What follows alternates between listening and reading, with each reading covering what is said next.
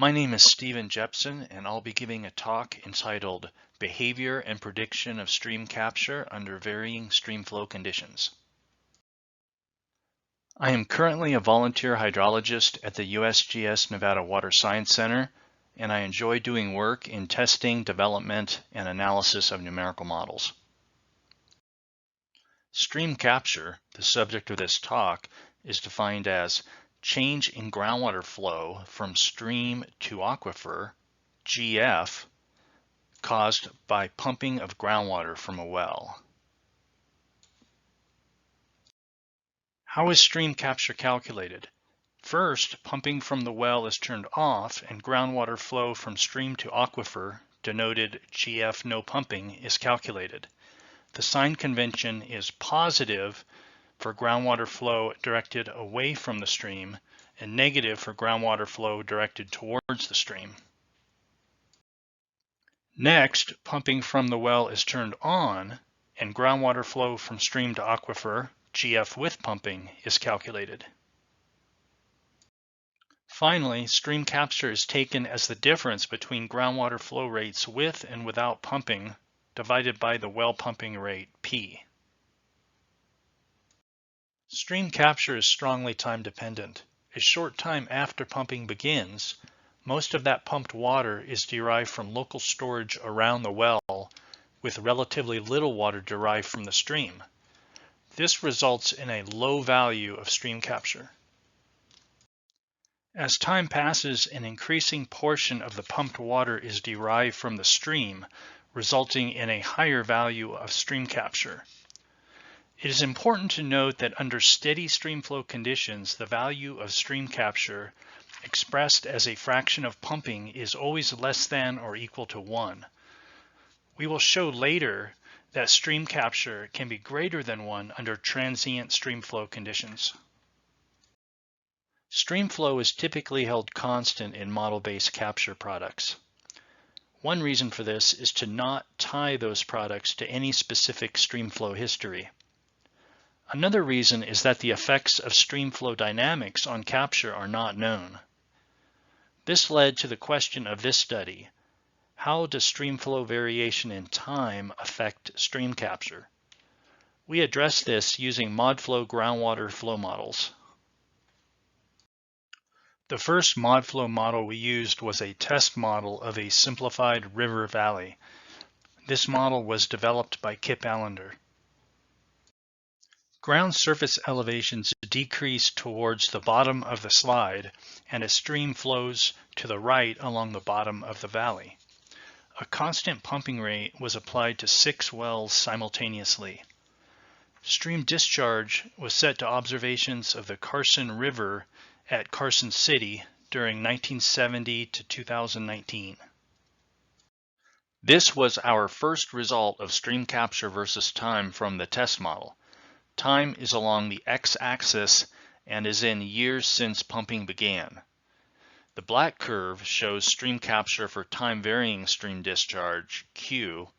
The blue curve shows stream capture for steady stream discharge held at the average value.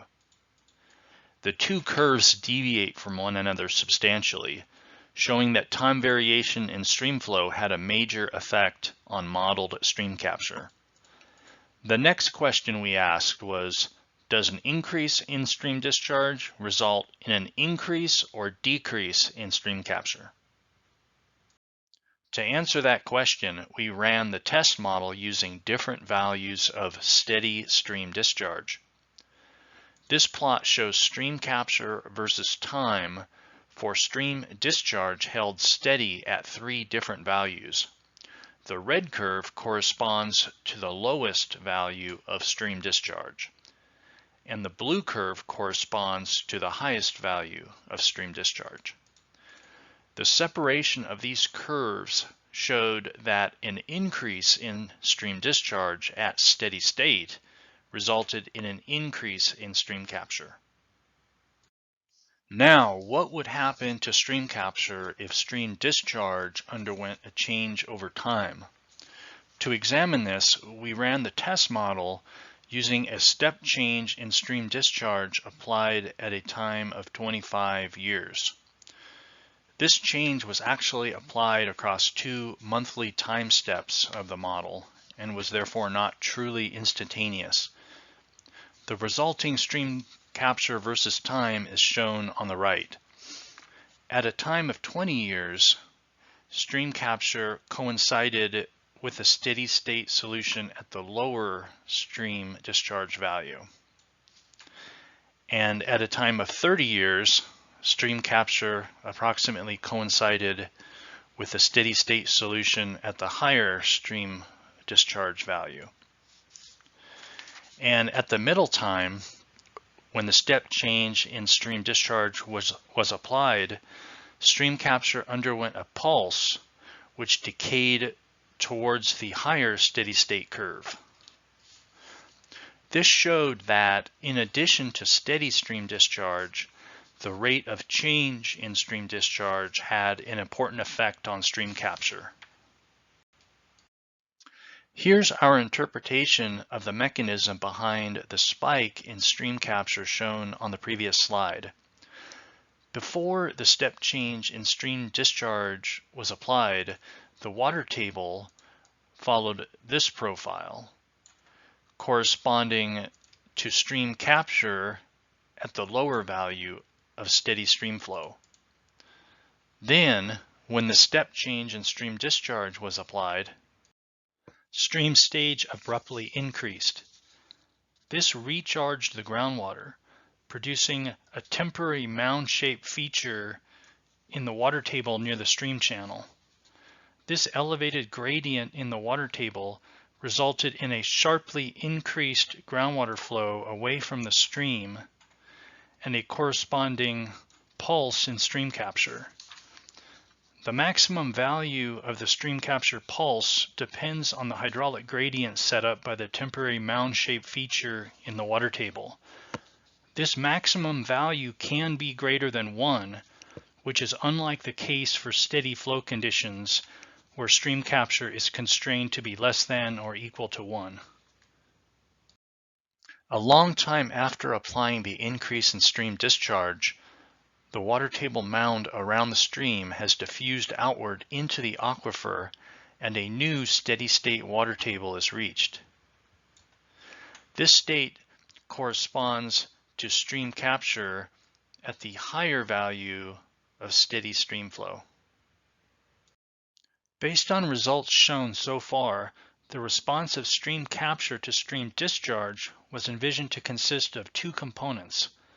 1, a steady state component governing when stream discharge is constant in time, and 2, a transient component describing a stream capture pulse following a fluctuation in stream discharge. We incorporated this understanding into a 2-component regression model of stream capture designed to account for the dynamics of stream discharge. On the right side of the equation, the first component represents steady state effects. The second component represents transient effects.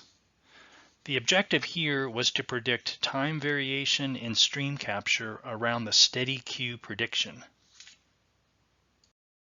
On the left side of the equation, capture Q of t is the desired unknown time series consisting of stream capture under varying flow conditions. We would like to have obtained this directly from mod flow simulations, but this information was not available because mod flow models were run for steady stream flow conditions, not varying stream flow conditions. Capture Q steady is a known time series consisting of simulated stream capture under steady flow conditions from mod flow.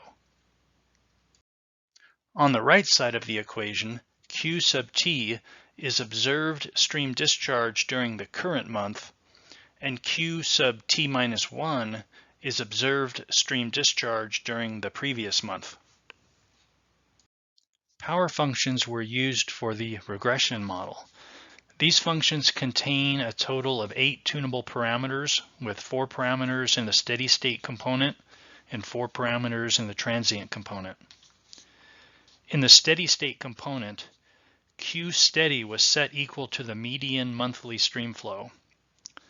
The median value was selected because it tended to produce a cumulative stream capture that closely matched that of time-varying stream flow conditions. This slide shows how well the regression model performed in accounting for time-varying effects of stream flow on stream capture. On the left is a one-to-one plot of predicted capture from the baseline case. The y-axis shows predicted capture for steady Q, and the x-axis shows predicted capture for time-varying Q, our target. The best possible prediction would make all points fall on the one-to-one line and would produce an R-squared of 1. On the other extreme, a prediction of 0 power would produce an R-squared of 0. In this case, the R-squared was 0.47. The fanned-out pattern of the points is related to the time dependence of stream capture after pumping began. Now we'll shift attention to the right and look at one-to-one plot from the regression model. The y-axis shows predicted capture from the regression model, and the x-axis shows predicted capture for time-varying Q. Again, the best possible prediction would make all points fall on the one-to-one line and would produce an R-squared of 1. For these results, the R-squared was 0.95. These results show less scatter than the baseline results to the left, and also show more range in capture along the y-axis of prediction. In conclusion, use of the regression model increased R-squared from 0.47 to 0.95. This means that the regression method accounted for 91% of capture dynamics missing from the baseline steady Q prediction. Next, we applied the regression model to a more complex groundwater system. The objective of this regression model was to predict time variation in stream capture around the steady Q prediction. The groundwater system was represented by a modflow model of the Middle Humboldt River watershed in northern Nevada. The boundary of this watershed is shown in the center. The area of this watershed was noted to be about 100 times greater than that of the earlier test model. This modflow model was developed by Kyle Davis, William Eldridge, Justin Mayers, and Kip Allender. The large red dots show locations of 18 simulation wells, randomly selected from 3 areas within the watershed. Each of these simulation wells was pumped individually in a separate modflow simulation. The small black dots show actual well locations on the ground. These wells were always pumped regardless of whether pumping at a simulation well was turned on or off. One of the inputs to the regression model is monthly stream discharge observations, which were obtained from the Palisade stream gauge in the eastern watershed.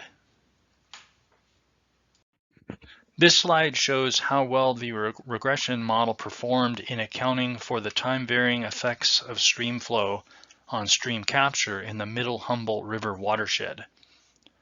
On the left is the one-to-one plot of predicted capture from the baseline case. The y-axis shows predicted capture for steady Q. The x-axis shows predicted capture for time-varying Q, which is our target. The R-squared value for these results was 0.54.